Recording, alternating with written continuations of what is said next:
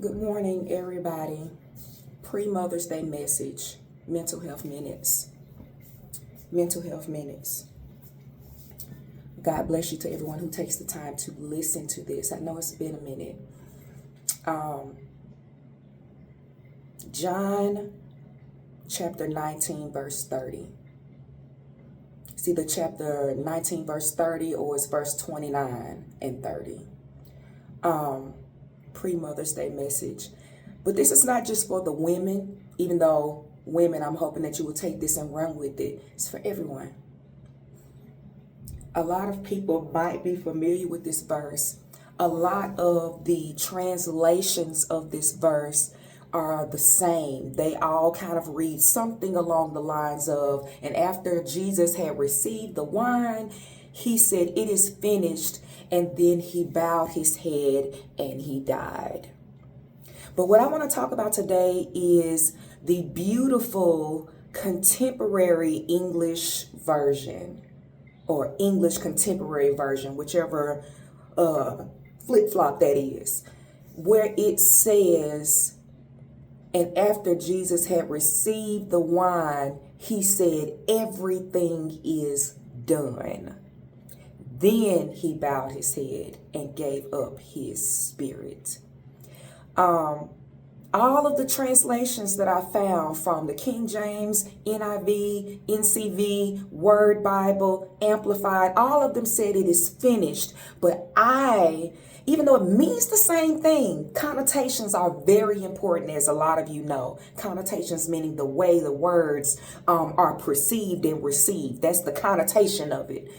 And the English Contemporary Version said that after Jesus received the wine, he declared, "Everything is done."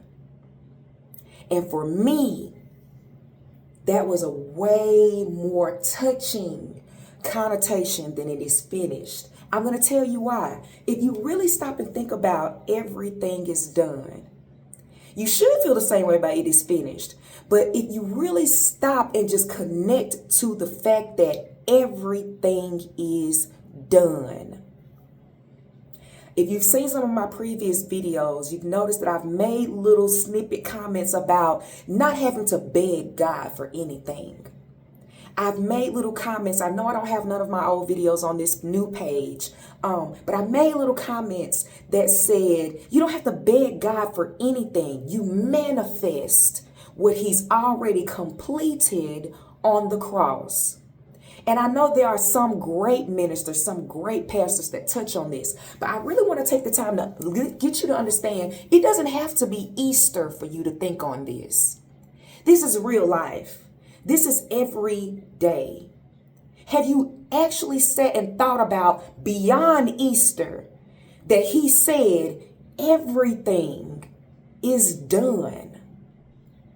If you need a healing, there's a drop for that. And by drop, I mean a drop of blood. Yes. If you need your marriage restored, there's a drop for that. If you're trying to figure out how you're going to complete college, there's a drop for that. If you're dealing with siblings and family members that you can't get along with and y'all can't be on one accord, there's a drop for that. If you got children that are wayward and you can't see them coming to Christ, and no matter how much you pray for them, you're just not seeing nothing happen, guess what? There's a drop for that. If your husband is acting a fool, got women doing whatever, there's a drop for that. If you're believing God for a financial miracle and blessing, there's a drop for that. If all is lost and everybody has you feeling like you're a failure and you don't know where you're going, you don't know when you're coming or going, you don't know what the next step is going to be, you're just trying to figure this thing called life out. If you're thinking about suicide, if you're thinking about drugs, if you're thinking about going back to where you came from, maybe this living right stuff is not for me, it's a drop for that.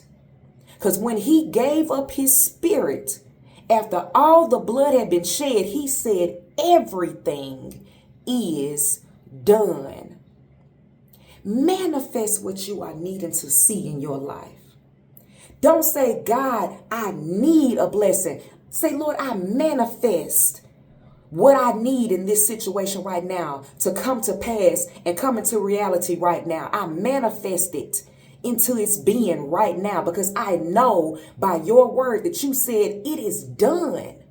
Everything is done. I manifest this healing right now in my body. I manifest this miracle. I manifest me walking across that stage. I manifest the strength and the courage I need to take care of my sickly family member. I manifest this financial situation being taken care of. I manifest it because you said you know the plans that you have for me. Plans to prosper me, to give me a future and an expected end. And you said that anything that I need, that I should come to you by prayer and supplication. And when I pray it, if it aligns to what you have for me, if it aligns to the will that you have for me and the path that you are setting before me, that it will be done and I should believe it.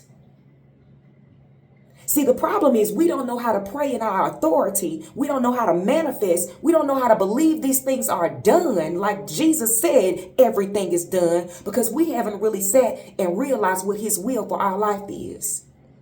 For as long as we are viewing this thing, this Christian walk, this righteous life as a genie in a bottle where we can make wishes and he's supposed to just bring it to pass because he loves us, it will never happen. You have to seek out what his will for your life is. Every good and perfect gift comes from the Lord. Every good and perfect gift comes from above. He knows the good things that he has planned for you. And I'm sorry, not all these things that you're asking for is meant to manifest in your life. But the fact is that if it is supposed to manifest, you need to pray that it manifests. And stop begging for stuff to happen. We don't have to beg God. It says we should come boldly before the throne. Stop begging. Seek him for his will and then manifest it. You got to see it. You got to see it happening. You got to see it coming to pass. Once you know that you are where he wants you to be and doing what he wants you to do, you got to see it. These three things are the greatest. Faith, hope, and love. But your faith can't be activated without the hope. You got to hope for something. You got to know what you're hoping for. People want to talk about love. People want to talk about faith. But it's the hope that gets it all started. What are you hoping for?